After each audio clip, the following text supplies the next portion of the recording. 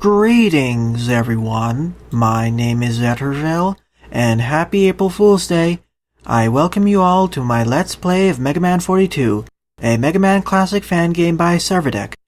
Remember when I LP'd Super Danny Powered Up, as well as Super Mega Man 2, how I described them as being bad to subpar Mega Man fan games?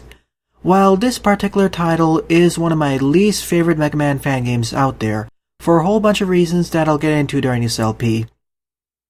The story here is that Dr. Wily has created 8 new World Masters for Mega Man and Roll to defeat. It's up to them to save Beat, Rush, and Eddie, who have all been kidnapped by Wily.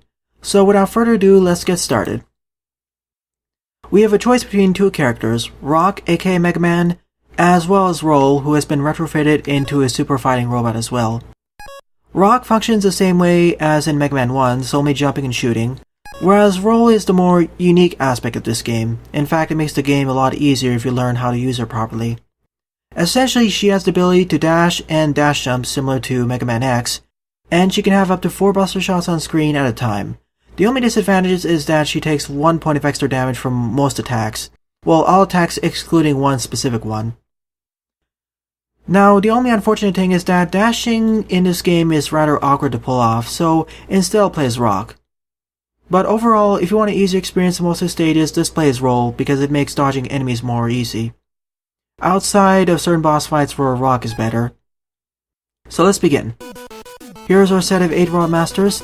Oh, by the way, you may have noticed that the art style is a bit rough, but trust me, that isn't the worst part of the game, by far. From the bottom, we have Skyman, Brainman, Artman, Sandman, Zombie Man, Madman, Missile Man, and finally Ombuds Man. I rolled a d8 dice to choose my first 4 World Masters, so let's begin with Ombuds Man. If you're wondering what an Ombuds Man is, they're basically an official who is charged with representing the interests of the public by investigating and addressing complaints of maladministration or a violation of rights. So as you can see here, we have Mega Man 1 physics, no sliding whatsoever, and jumping and shooting. And trust me, the jumping physics were a lot worse before version 1.3 of this came out in 2015. And thank goodness that happened. That fixed a bit of the level design issues. This game was a lot worse before. As you may have noticed here, we cannot tiptoe forwards. Here's our first enemy type, these bouncing, rolling enemies. Takes 3 hits to destroy. Also, as you may have noticed there, the knockback of this game is rather extreme, much more than any other Mega Man Classic game I've played so far. That can result in some problems in tight jumping segments. The art style here is a bit simplistic, but it works. Next enemy type are these paper plane generators, which fire paper planes at us. Or rather printers. There's no animation here though, unfortunately. I understand how animations can be a bit difficult to do, but still, at least have some effort put into that, like change the color of the printer when it's ready to fire.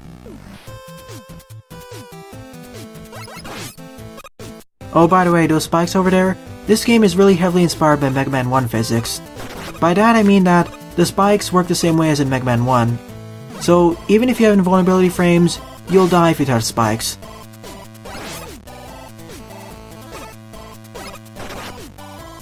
Also, as you may have noticed there, whenever you take knockback damage, you'll always be knocked back to the left, never to the right.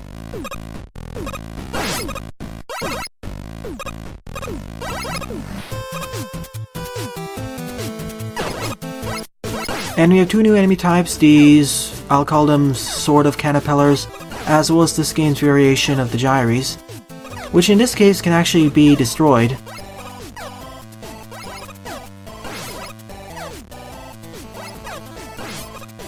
And I suppose, judging by the graphics, that this stage takes place in an office space, probably in a government administration building or something.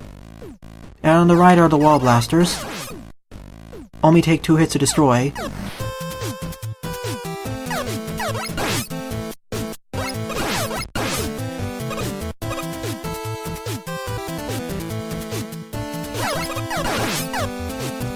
Really, I don't mind the enemy types at this level.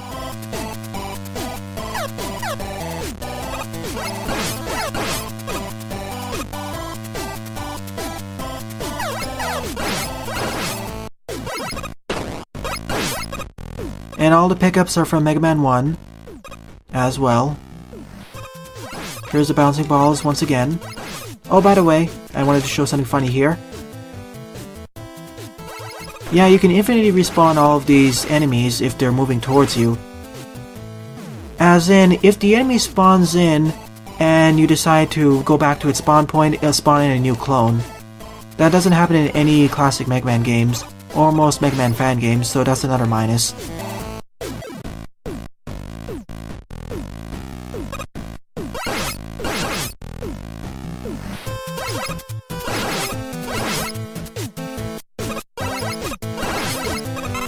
And there's our next enemy type. We'll be seeing more of them in the future.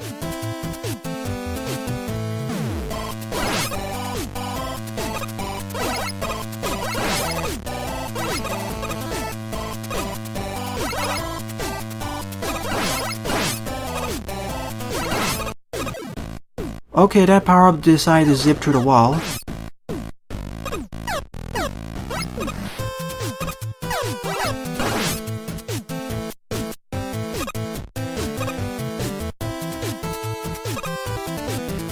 Also, be careful about invisible ceilings that are off-screen. They can still obstruct you. And there's our spine analog for this game. And because this is taking heavy inspiration from Mega Man 1 in terms of design, the stages are the same in terms of length for the most part, and every one of them has a boss corridor that's filled with enemies. In this case, we have these variations of basically tellies. So time to farm up a little bit because I'm not at full health. And because this is a bit of an older Mega Man fan game, we have a limited set of lives. Also, I forgot to mention near the beginning, but this game only has keyboard controls. So I'm using Joy to Key here.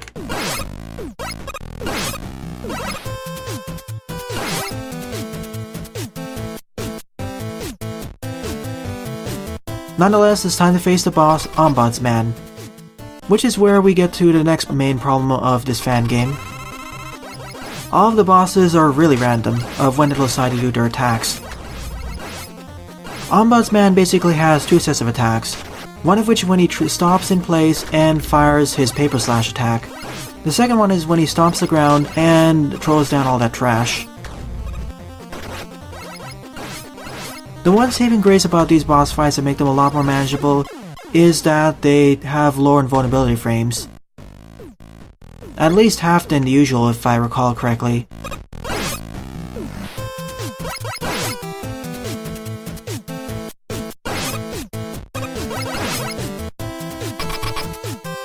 Let's try this again and focus.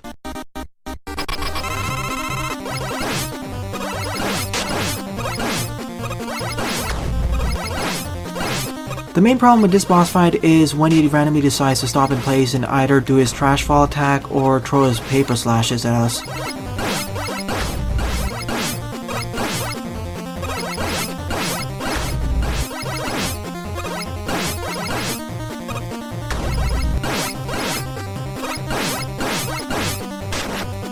Almost perfect granted, but of course he randomly decided to stop in place to do the paper slash. Thankfully he doesn't deal that much damage. But that's the first of 8 bosses. I picked this one because it's one of the easiest ones to go through. There is one boss fight that's easier than this one, and I'll be going through that stage next. One of the only saving graces of this game, pretty much the only saving grace, is its weapon selection. Most of the special weapons, at least 6 or 7 of them, are pretty good, or at least pretty decent and balanced. They would fit a lot better in another Mega Man fan game though, and I'm glad to see that we actually have usable special weapons. This game would be even worse if it didn't have useful special weapons. So first off, we get the paper slash. So next up, we're going through Artman's level.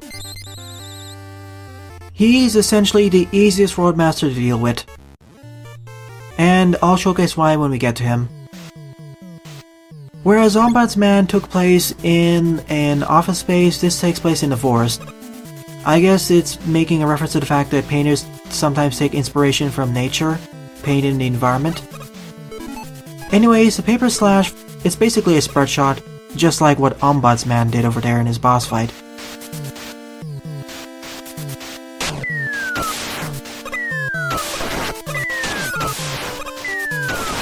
And it can actually one-shot these enemies.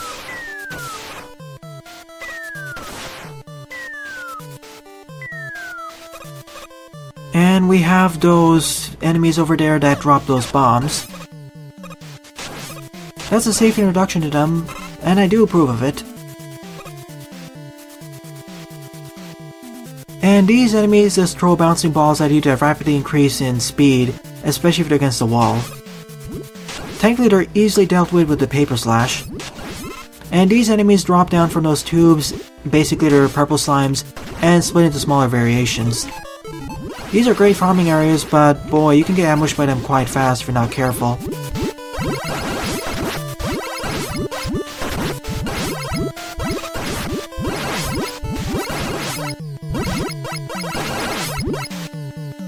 And we don't have the energy balancer, so we do need to switch manually.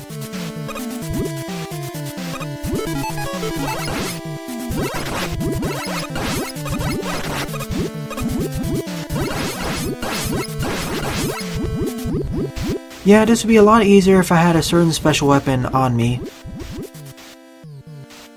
If you have that weapon, it's really easy to farm off of them. Otherwise, because I don't have the charge shot, it's kind of a nuisance to deal with them. And they can chip damage you to death.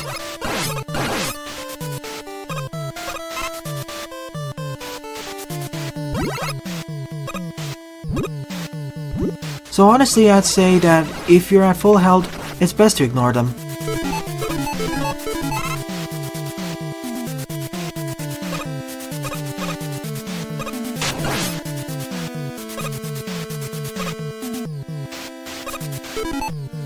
Normally they take 3 buster shots to destroy, but with the Paper Slash it only takes 1 of them. The Paper Slash is actually quite useful, especially if you can hit an enemy with all 3 of the paper projectiles.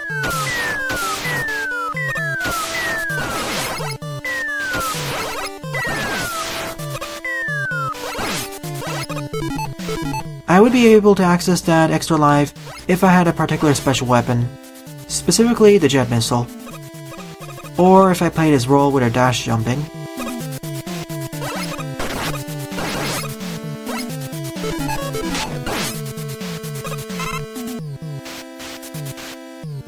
All in all, the Paper Slash is a super versatile weapon.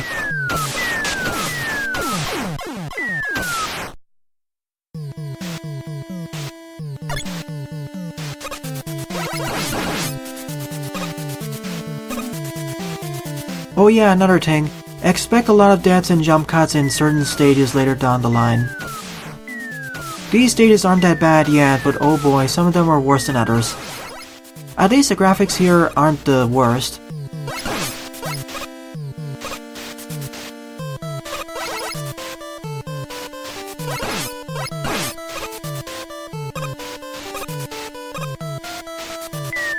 And the level design isn't overly jerkish. But might make the levels feel at best bland.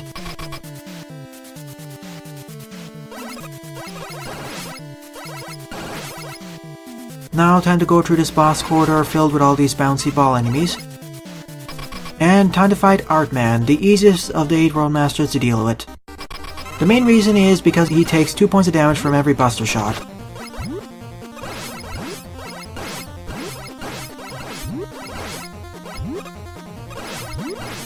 He's a lot more consistent in comparison to Ombuds Man, that's for sure.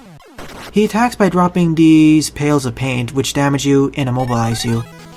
He's one of my recommendations as one of the first World Masters to deal with in this game, although I strongly recommend that you don't play this game. It's a bad Mega Man fan game and rather frustrating. Nonetheless, by defeating Artman we get the Color Glob.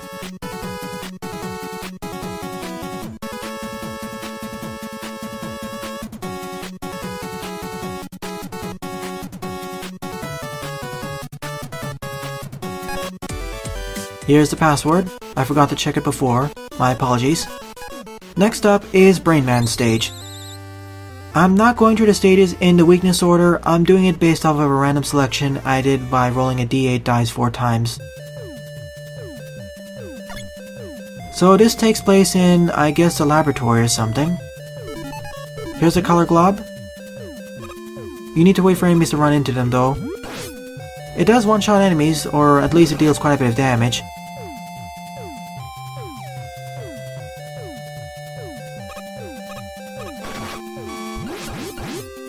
Another nice usage of the color glob is that it prevents enemies from firing back at you.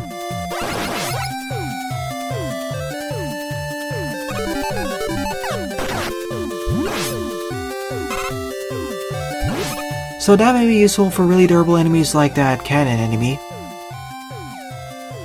Here's the main gimmick of this level, these moving platforms. And we get assaulted by all of these tellies, which causes some issues when some of them are placed in areas that he can't easily hit. I don't mind these enemies, in fact I quite like them. First they fire a laser at the top, then at the bottom, then at the center, and they repeat the pattern consistently. They could be introduced a bit better, but I don't mind them. Too bad they're in this terrible game.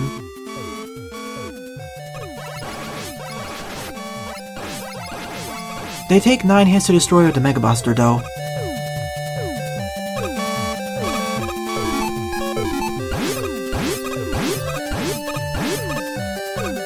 It seems that the color globs deal about 1/2 to 2 points of damage in comparison to the Mega Buster. This is where things get a bit hairy with these telly placements, like here for example if you're not careful.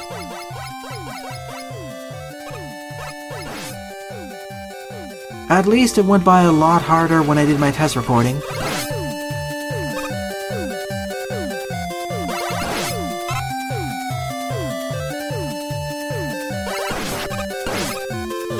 Essentially, the way those rolling ball enemies work is that if they're not next to a low enough ceiling, they'll just bounce upwards for a little while and then go back down. But if they're next to a ceiling, they'll basically act like a spider and latch on the ceiling and then switch positions with the bottom and ceiling.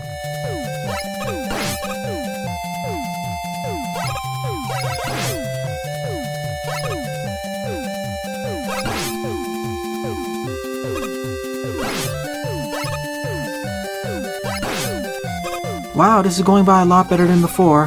When I did a test recording, I died 2 times here. These moving platforms could have been introduced in better environments, safer initially, but they're not too bad. And at least this stage actually has some gimmicks. The previous 2 stages didn't really have any gimmicks, only enemies.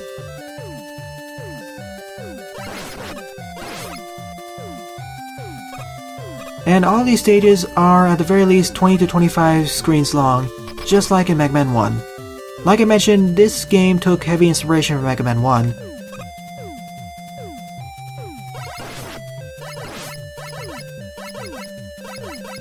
I first learned about this game when I watched a playthrough by Shinru, and boy was that game worse back then. The physics were a lot more painful.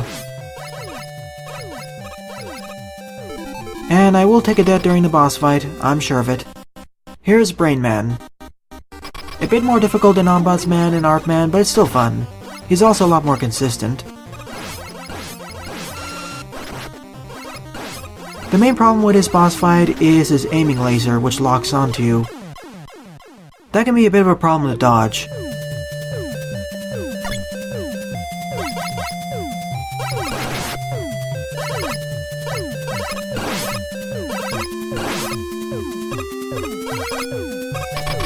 Let's try this again, shall we? We do not have E-Tank, so if I die over here, I have to repeat the stage from the beginning. When he does that, he summons all those, whatever they're fired from the top, and they fire the last position, from the left one, from the right one, then the middle one.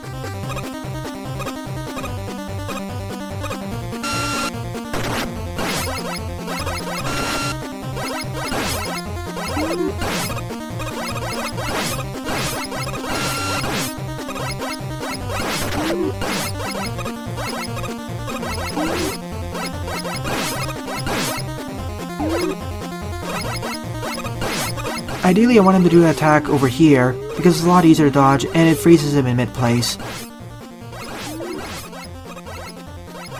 So that was the end of Brain Man. If there's another sort of saving grace about this game, it's the boss fights. They have some interesting stuff happening. I only wish they were less random.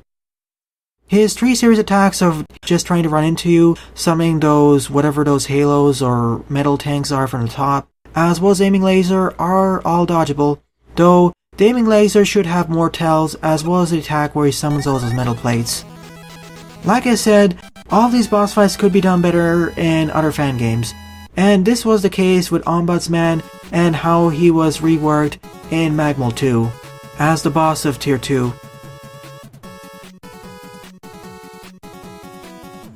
Nonetheless, by defeating Brain Man, we get his homing laser, which is actually a quite useful special weapon, especially for enemies that move around or are out of your firing range usually. Alright, I took a dead off screen to be back at a default life counter of 2. Let's go through Zombie Man stage. I'll be saving up the harder levels for the next part.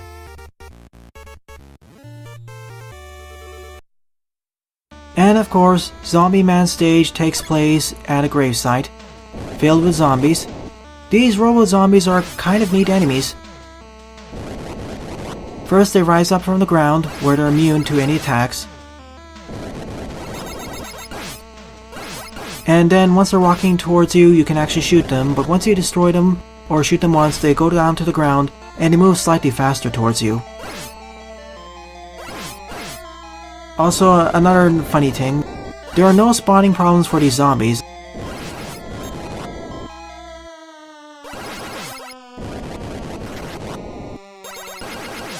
And yes, they constantly respawn if you're not fast enough. And here's our next enemy type, these bone walkers, I guess, or skeletons. You can't destroy them at all, but at least you can stun them. I do like the statues of the Mega Man 1 Roadmasters in the background.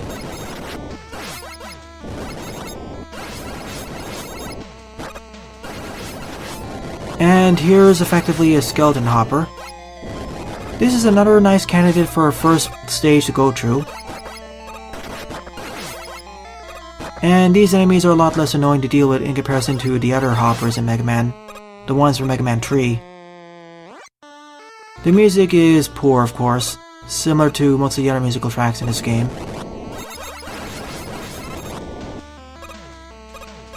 But this isn't the worst musical track in the game by far. You'll hear that in the next part.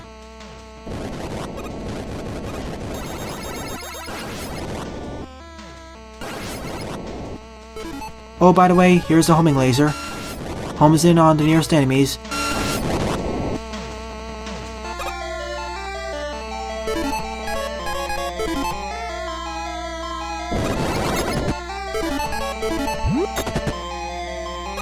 We can permanently stun it in place, it seems.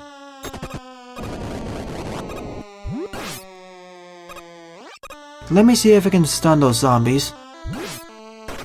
Nope, we can't. Okay, they're immune.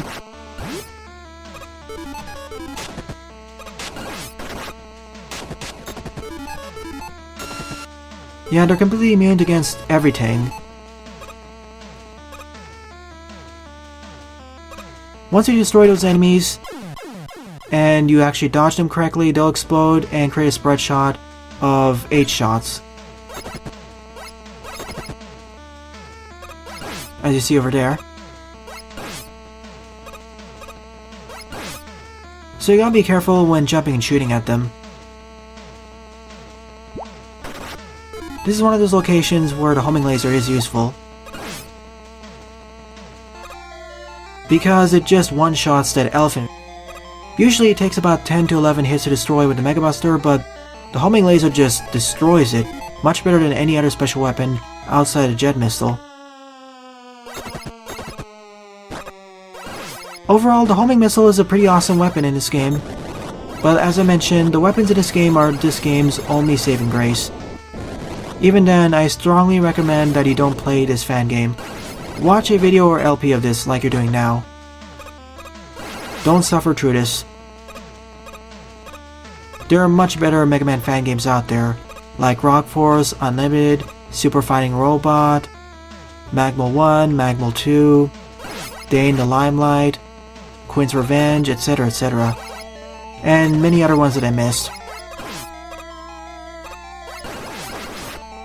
Oh, never mind, I misremembered this enemy. It only takes 5 hits to destroy. I must be confusing with a different enemy.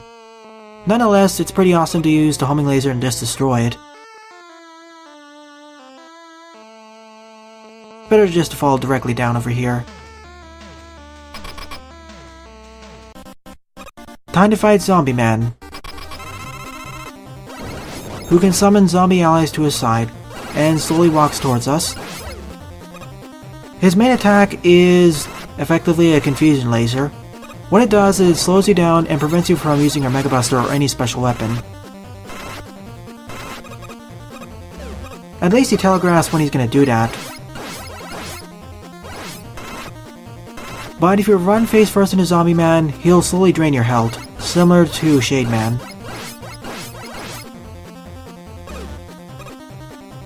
He's one of the few bosses that actually has telegraphs though. His weakness is the Paper Slash. But if you keep your distance, this boss is not really that challenging. The only real danger is him summoning more zombie allies to his side, or you getting slowed down by the confusion laser.